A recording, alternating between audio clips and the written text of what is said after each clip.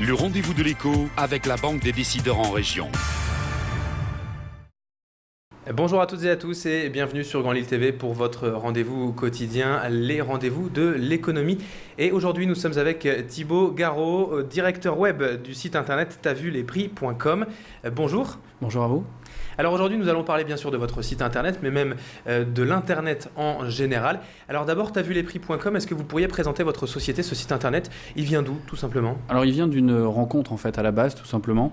La rencontre d'experts internet, d'experts en logistique, de passionnés d'achat, d'experts en sourcing, qui se sont croisés un petit peu l'année dernière et qui ont eu l'idée comme ça de monter une plateforme e-commerce, d'écrire une histoire dans un premier temps. Cette histoire, elle s'est écrite entre le mois de juillet et le mois de décembre l'année dernière, sur un concept, un positionnement, une image, un nom également, et puis en même temps un développement, comme on peut l'imaginer, et un lancement en début d'année. Donc le fruit à la base d'une rencontre un petit peu de passionnés d'experts qui se sont imaginés, pourquoi pas se lancer dans une aventure de distribution sur Internet.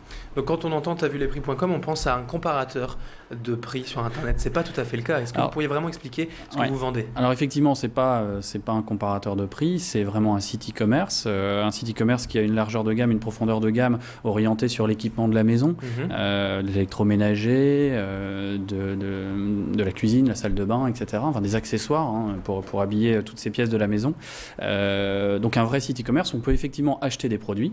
Et pourquoi ça s'appelle tavuleprix.com? Et tout simplement parce qu'on tente chaque jour de travailler à avoir des prix remarquables, c'est-à-dire des prix qui soient les plus directs entre les fabricants, les usines, les designers et le client final. Donc on tente dans tous nos accords et dans toutes nos démarches de supprimer les intermédiaires.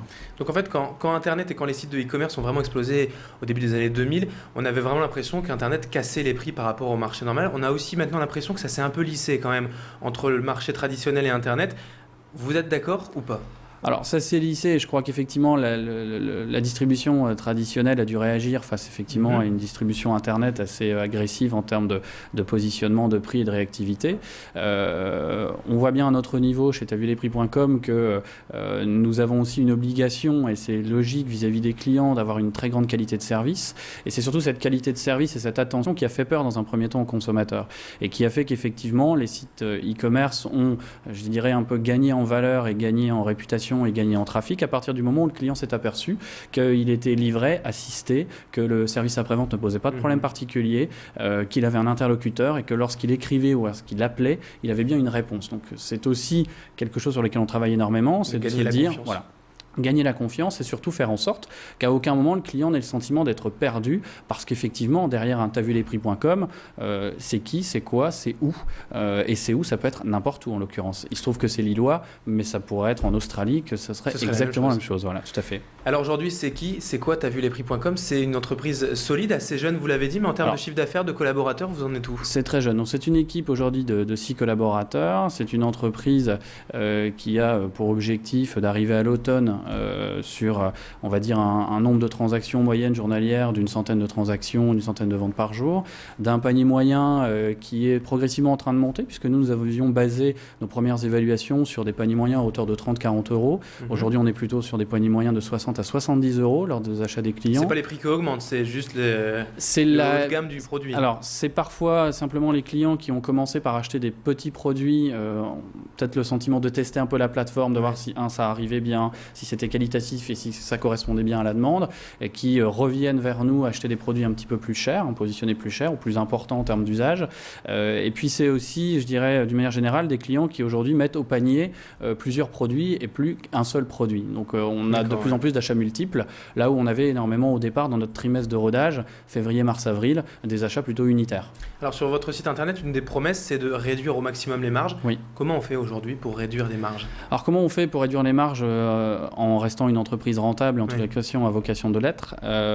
Tout simplement en essayant de réduire tout ce qui est intermédiaire entre la fabrication et le client final. C'est-à-dire éviter peut-être de s'adresser directement à des grossistes, éviter de multiplier les transports, éviter de multiplier multiplier les intermédiaires et donc travailler en direct avec les fabricants, qu'ils soient français, européens ou du reste du monde, et de négocier directement avec eux ces accords. Le deuxième pari que l'on a fait, c'est aussi un pari sur le volume des ventes. C'est-à-dire que, comme vous avez peut-être pu le découvrir, si on peut vous vendre un produit à 12,47 €, on ne vous le vendra pas à 14,90 €. C'est-à-dire qu'on tue chez nous, alors c'est un risque, mais pour nous c'est un pari, on tue les prix psychologiques. Et si on est capable aujourd'hui de gagner notre vie en vous vendant un produit à 12,47 €, vous l'achèterez bien 12,47 € TTC directement. Voilà. Donc des marges raisonnables et bien sûr à horizon 2011, 2012, 2013, des volumes qui nous permettront effectivement d'équilibrer toute l'activité et de croître, puisque bien sûr nous sommes une entreprise à vocation de croissance. Alors, est-ce qu'il y a d'autres objectifs aussi de développement, d'autres sites internet, ou en tout cas vraiment se concentrer sur ça d'abord? Alors, il y a des objectifs qui sont fixés, que nous nous sommes fixés clairement, à savoir pour la rentrée, doubler ou tripler les références du catalogue produit, en largeur, en profondeur et en qualité également, avoir vraiment un regard très très poussé sur la qualité des produits et la qualité des services après-vente qu'on est amené à mettre en œuvre.